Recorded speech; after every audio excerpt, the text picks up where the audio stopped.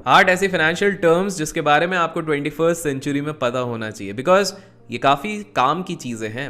सो आज हम उन्हीं पे चर्चा करेंगे, तो चलिए अपने पेन पेपर लेके तैयार हो जाइए, बिकॉज बहुत ही तगड़ा फाइनेंशियल नॉलेज आज भी आपको मिलेगा।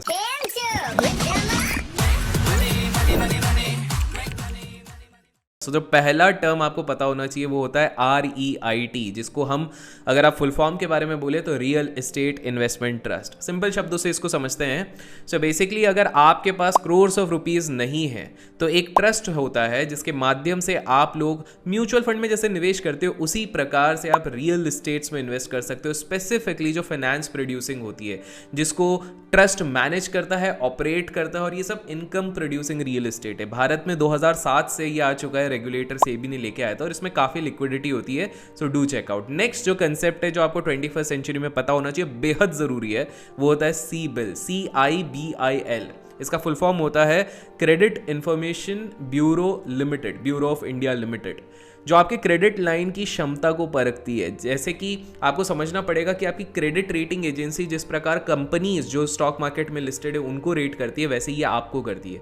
ये एक 3 डिजिट का नंबर होता है जिसमें आपकी क्रेडिट हिस्ट्री, रेटिंग रिपोर्ट, इन सब का समरी देती है। यूजुअली इसका रेंज 300 से 900 के बीच में होता है, और आप जितना ऊपर रहते हो 900 के तरफ उतना आपके लिए बेटर रहता है। वैसे if you want me to prepare a dedicated video on this कि किस प्रकार से ये क्रेडिट स्कोर होता है, क्या चीज़ों का आपको ध्यान रखना चाहिए, तो कमेंट्स में क्रेडिट लिखिएगा, CREDIT। जितने ज़्यादा कमेंट्स आएंगे उतने जल्दी हम इस पे वीडियो आएंगे। और हाँ, अगर अभी तक इस वीडियो को लाइक नहीं किया तो मेक श्योर लाइक कर दीजिएगा, बिकॉज मैंने सुना है कि जो अभिषेक की वीडियोस को लाइक नहीं करते हैं उनका भी क्रेडिट स्कोर कभी कभी खराब हो जाए। तो भैया रिक्स तो है, तो थोड़ा सोच समझ के चाहते हैं।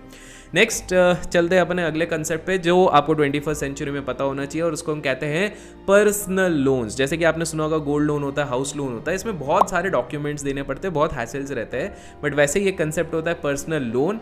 बस एक चीज़ यहाँ पर याद रखना, स्पेसिफिकली स्टूडेंट्स जो पढ़ाई कर रहे हैं स्कूल कॉलेज में, मैं उनको बता दूं कि आप लोग ज़्यादातर अवॉइड कीजिएगा, ज़्यादा आप पर्सनल लोन मत लीजिएगा, बिकॉज एक स्टूडेंट होता है उसके पास पढ़ाई का लोड रहता है प्लस अर्निंग नहीं रहती है। तो प्लीज़ उस हिसाब से जो 10th 10वीं 12वीं के बच्चे, मैंने कभी कभार सुना है सर हमने पर्सनल लोन ले लिया फंस गए, वो सारे लोग इस चीज़ को अवॉइड करें तो वो ज़्यादा बेटर होगा। एंड बिकॉज अभी हम पर्सनल लोन की बात करें तो before we move towards the next 5-6 points, let me talk about something really interesting.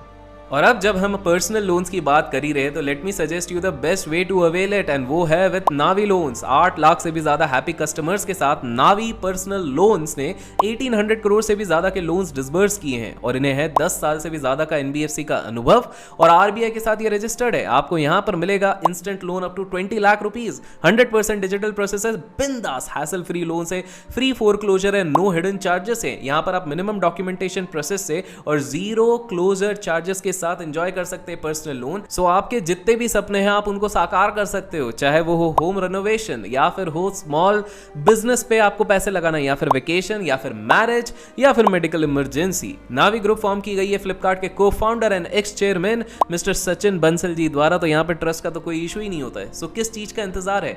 और अगर आपको भी चाहिए पर्सनल लोन्स तो आप पा सकते हो 0 processing fee for the month of April. मतलब इस स्कीम के साथ for the month of April कोई भी व्यक्ति क्लेम कर सकता है complete amount without any deduction on the total personal loan which they are going to take with Navi. So do check out the link which is there in the description box. इसी के साथ next concept जिसके बारे में आप सभी को पता होना चाहिए वो है बहुत ही इंटरेस्टिंग है, इसको कहते हैं टैक्स लॉस हार्वेस्टिंग। इसके थ्रू आप लोग मोस्टली फाइनेंशियल ईयर के एंड में जब आपको रिटर्न्स फाइल करने होते हैं, IT रिटर्न्स फाइल करने होते हैं, तो आप प्लानिंग करते हो कि कौन से स्टॉक को आप बेच सकते हो जिसके थ्रू आप टैक्स ऑब्लिगेशन घटा सकते हो LTCG और STCG के बीच में। एक सिंपल सा समझे तो आप कुछ गेन्स को रियलाइज कर देते हो to offset against the long term capital gain. इसके बारे में अगर आपको डिटेल्ड वीडियो चाहिए तो कमेंट्स में बता दीजिएगा, इस पर भी अपन बना देंगे।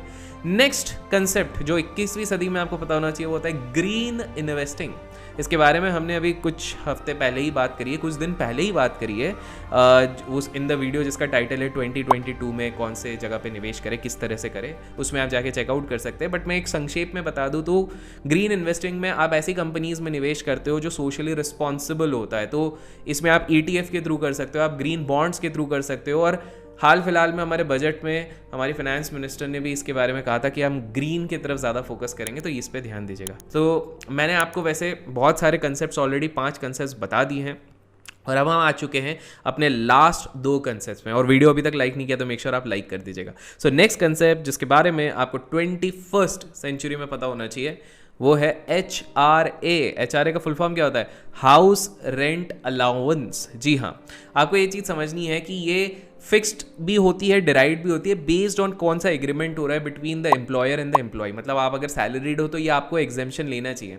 अगर आप भारत की में आप मेट्रो सिटीज़ में रहते हैं, जैसे कि दिल्ली हो गया, मुंबई हो गया, चेन्नई हो गया, कोलकाता हो गया, तो यहाँ पर आपको 50% ऑफ द सैलरी तक का आप एलिजिबल रहते हो फॉर HRA। अगर आप कहीं बाहर रहते हो, दूसरे किसी सिटीज़ में रहते हो, तो 40% तक। सो अभी तक अगर आपको HRA के बारे में पता नहीं था तो पता लगाना शुरू करो, because money saved is money earn. तो इससे आप पैसे भी बचा सकते हो, तो मेरे हिसाब से कोई प्रॉब्लम नहीं होती है। एंड फाइनली इस कंसेप्ट के बारे में आपको पता भी होना चाहिए। एक और इंटरेस्टिंग फाइनल एक कंसेप्ट मैं आपको बताता हूँ जिसके बारे में बहुत कम लोगों को पता है, उसको कहते हैं पिंक टैक्स। वेल, क्या आपको पता है कि हमारे समाज में थोड़ी पक्षपात है। बेसिकली आपने देखा होगा कि मैक्सिमम बॉयफ्रेंड्स ना अपनी गर्लफ्रेंड्स को शॉपिंग ले जाने से डरते, कतराते हैं, उनको डर लगता है। वेल, वो इसलिए बिकॉज खर्चे ज़्यादा हो जाते हैं, बट उससे ज़्यादा बड़ा एक रीज़न है बिकॉज लड़कियों के वस्तु में पिंक टैक्स लगता है। काफ़ी लोगों को शायद ये नहीं पता कि लड़कियां जब अपना कॉस्मेटिक्स लेती हैं, दूसरी कोई भी चीज़ लेती हैं, तो उनको एक्स्ट्रा पैसा देना पड़ता है। एक इनविजिबल प्राइस उस पर लग जाता है जो करीब करीब 7 से 10% का ऊपर रहता है, और इसी को पिंक टैक्स कहते हैं। इसी चक्कर में आप देखोगे कि अगर एक फेस वॉश एक विमेन ने लिया और वही सेम फेस वॉश एक मेन लेता है, दोनों के कॉन्स्टिट्यूएंट्स अगर मोर और लेस सेम भी रहेंगे, स्टिल विमेन का जो फेस वॉश रहता है उस पर ज़्यादा कॉस्ट लग जाता है, which is actually a bad thing. तो आप देख रहे किस प्रकार से यहाँ पर भी लूटा जाता है। तो दोस्तों, ये थे कुछ इंटरेस्टिंग कंसेप्ट जिसके बारे में मैंने आपको बताया, लेकिन कमेंट्स में आप ज़रूर बताइए कि अगर मैंने कोई कंसेप्ट मिस आउट किया है जो आपको पता होना चाहिए, तो वो कमेंट्स में ज़रूर लिखिएगा। I love to know that. और अगर इसी प्रकार के इन्फॉर्मेटिव एंड नॉलेजेबल वीडियोस आपको और चाहिए तो मेक श्योर इस वीडियो को लाइक और शेयर करना ना भूलें। Till then, keep learning, keep growing, keep investing and keep trading.